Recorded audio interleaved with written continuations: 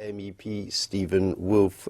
Claude Morris, let me come to you first. Are you comfortable in doing a deal like this with Turkey? No.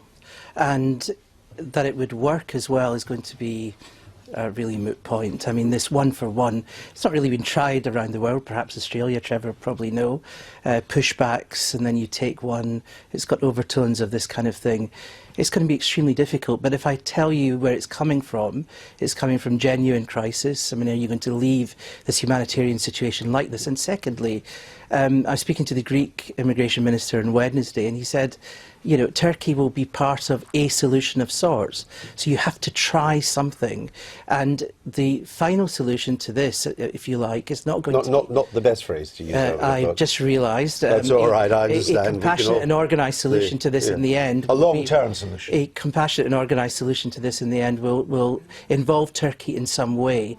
And I think it is more realistic now, because you're dealing with Turkey not getting much here. I mean, this visa liberalisation has got 72 conditions on it. Accession is as far away as it ever was. Do you think it is? Yeah. Absolutely. I mean, Cyprus is saying no to the talks. France is going to block it. Every parliament has to say yes to it. I mean, accession is not even on the cards.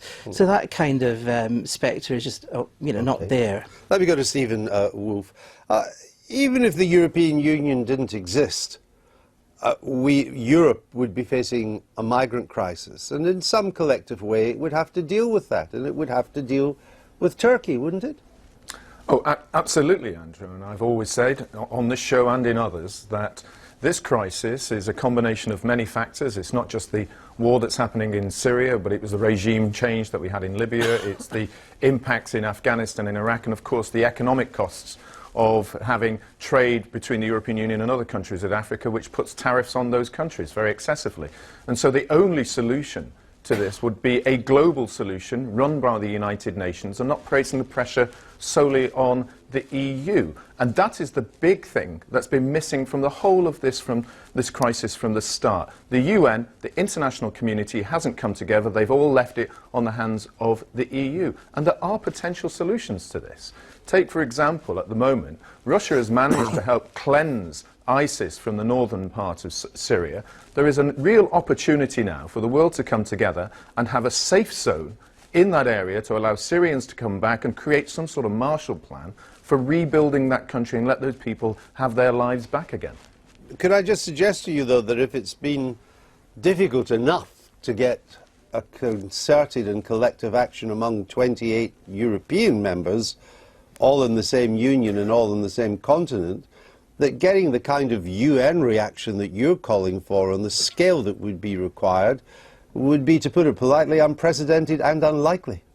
Well, I don't think it would be unprecedented and unlikely, not like this potential deal, which is really reckless, foolish and potentially dangerous for the long term for Europe as a continent. But if you look at the way that they dealt with the Kurdish area in northern Iraq, when we had to deal with Saddam Hussein, the world community came together and created a safe zone for the Kurdish people. Well, that was basically the British and the Royal Marines that did that. That was John Major as Prime Minister. He did that with American air cover. Well, absolutely, but why can't... the UN. No, but I'm suggesting here that on that occasion we came to a very positive, swift solution to enable the Kurds to live freely without the threatened pressure that came from Saddam Hussein. And here we have a great opportunity with ISIL being depleted. Is it? Where's the evidence that ISIL's been depleted? Well, any evidence I've seen suggests that the Russians haven't been attacking Islamic State at all. Well, I think there is other evidence to suggest that they actually have managed to cleanse ISIL from their area. They've given strength to Assad to be able to try and look after that area himself and create some security. But the key point here is that the Russians have backed down to the extent where they're saying there should be the talks in Geneva. And this is a great opportunity, Andrew. Isn't it a great opportunity for the world to come together and say, let's create this positive framework? Let me put that to Claude Morris, then I'm going to bring in our guests, and again we'll have a discussion among the four of you. What's your reaction? The UN may be a better vehicle for doing this? False dichotomy, and it's just pitching the EU against the UN. The UN are providing the tents that you see in Turkey, where there are almost 3 million refugees. Jordan and Lebanon burst to the seams with the UN operating there. The UN is there. America could take more, the Canadians could take more, and they are going to take more. The international community has to take more Syrians, no question of that. But when these countries, Jordan, Lebanon, Turkey, became saturated, they were always going to come to Europe. Whether there was a European Union or not, that was going to happen. And this seems to be conveniently forgotten by those who want to just talk about the EU in this sense. So the question is now, what do you do about the refugee crisis?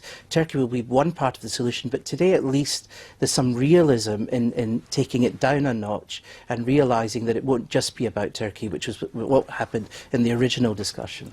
There may be, Rosa, some kind of deal spatchcocked together today. There always is at European summits.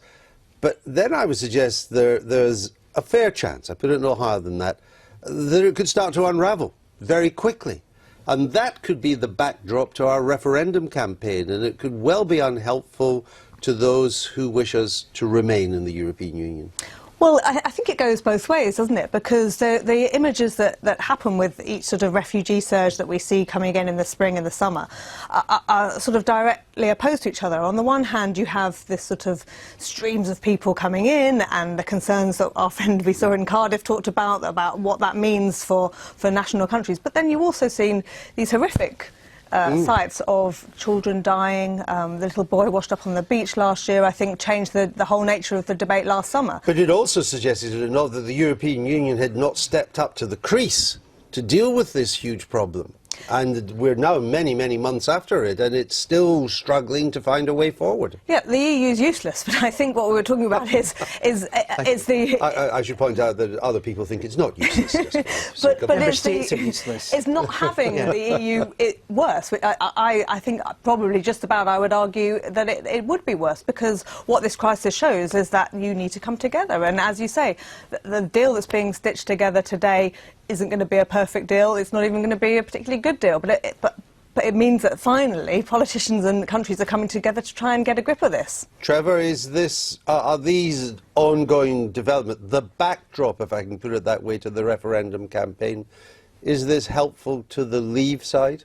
Yes, and I think that the campaign is going in the direction of the Leave side anyway. I agree with Rosa, as you might think I would, that the European Union is absolutely hopeless, and it has demonstrated this on almost every major issue that it's had to deal with, whether it's the single currency or the European Constitution or the rest of it. But on immigration and border control, it's known, as you say, that this was happening for at least 18 months, maybe longer, and it's done absolutely nothing concrete to deal with the problem at the beginning, and it's now completely out of control. I don't think there's anything that can be done that's going to work with Turkey. I think that will almost certainly unravel almost as fast as it's cobbled together. And I think that at the end it will be Turkey that will be the spectre at the referendum day vote, when I think people will say we've had enough of this. Claude Morris, come to you, and then I'll go back to Mr. Woolfe. Is there not at least a possibility that any kind of agreement like this will be illegal under not just UN, under the Geneva Convention, but under European human rights laws? My understanding is that it is illegal to treat migrants as a group.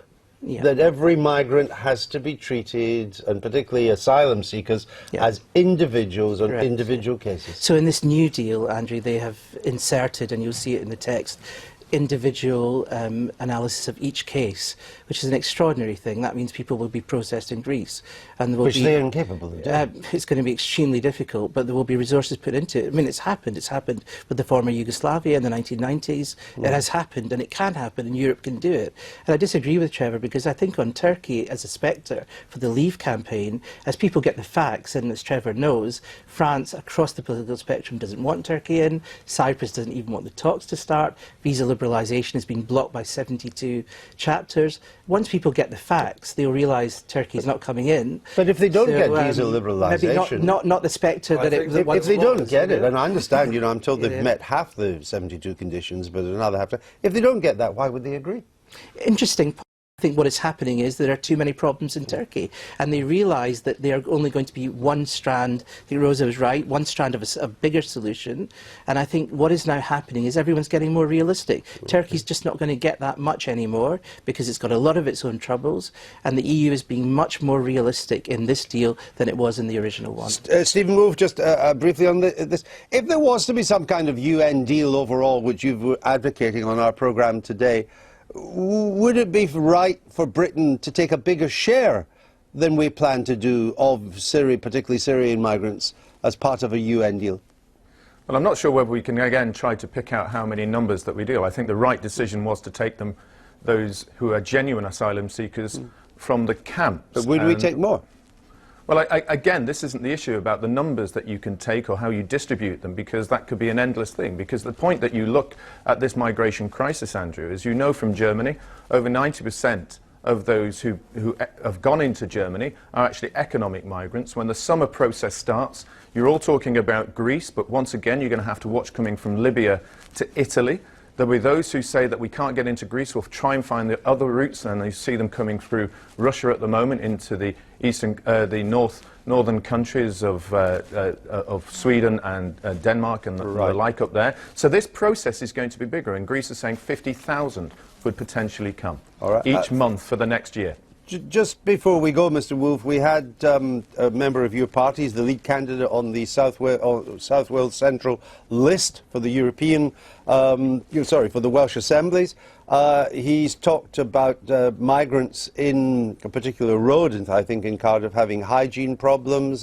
He said that the head of the Labour Party in Cardiff Council is brain dead.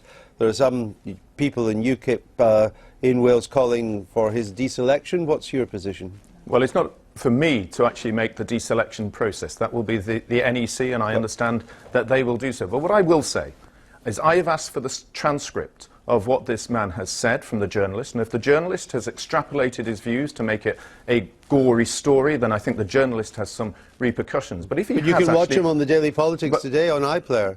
Yeah, and I will do that. But if he has also said, in the terms of the language, that you blame migrants, all those who come to this country, for all the ills of this country, if there is a tone of any form of racism in there whatsoever, I will be demanding that the NEC takes the strongest terms possible to deal with this man. And not only that, Andrew, I would ask those who've examined him and approved him that they too should be reprimanded by the NEC, because there is no room in this party for anyone, and I make that emphatically, there is no room in this party going forward for anyone who makes any racist, xenophobic or other types of comments. This is not the way forward for this party in the future. Stephen Woolfe? You didn't frankly have the balls to put country before party.